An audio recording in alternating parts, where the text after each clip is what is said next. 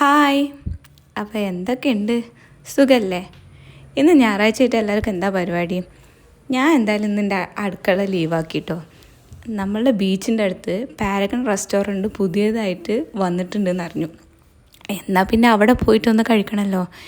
ഇവിടെ വന്നു കഴിഞ്ഞപ്പോൾ റെസ്റ്റോറൻറ്റിൻ്റെ ആംബിയൻസ് നോക്കിയിരിക്കണോ പുറത്തുള്ളത് നോക്കണോ ഒന്നും അറിയില്ല. അത്രക്കും ബ്യൂട്ടിഫുൾ എന്ന് തന്നെ പറയണം കേട്ടോ.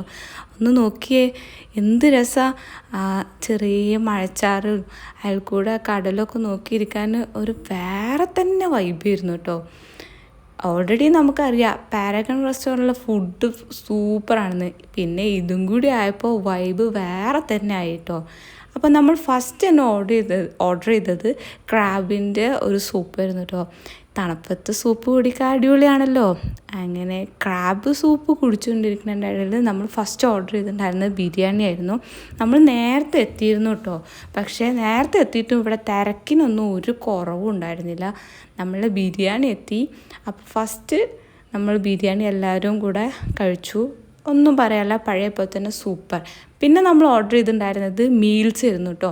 അപ്പോൾ മീൽസിനെ കുറിച്ചിട്ടും ഇവിടെ പറയേണ്ട ആവശ്യമില്ലല്ലോ. അപ്പോൾ നമ്മൾ എക്സ്ട്രാ പറഞ്ഞത് ഇവിടെ നത്തോലിയില്ലേ, അതിൻ്റെ ഡ്രൈ ഫ്രൈയും പിന്നെ ചെമ്മീൻ്റെ തവ ഫ്രൈ ആയിരുന്നു കേട്ടോ. എനിക്ക് ഇവിടുത്തെ ചെമ്മീൻ്റെ തവ ഫ്രൈ ഭയങ്കര ഇഷ്ടമാണ്.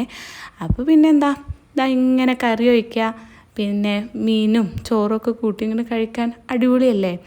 നമ്മളെ ചെമ്മീൻ്റെ തവ ഫ്രൈ ഉണ്ടല്ലോ, ഒന്നും പറയാലോ കേട്ടോ. ഇതങ്ങ് എടുത്ത് ഒരു ഉരുളാക്കിയിട്ട് അങ്ങോട്ട് വായക്ക് വെച്ചാണ്ടല്ലോ, പൊളി തന്നെ പറയണം. അപ്പം നമ്മളെ പ്ലേറ്റൊക്കെ കംപ്ലീറ്റ് ആക്കിയിട്ടോ, മിഷൻ കംപ്ലീറ്റ്. ഇത് കഴിഞ്ഞ് നമ്മളൊന്ന് ബീച്ച് വൈബാക്കാൻ പോയേ. അപ്പോൾ ഇന്ന് ഇത്രയേ ഉള്ളൂ.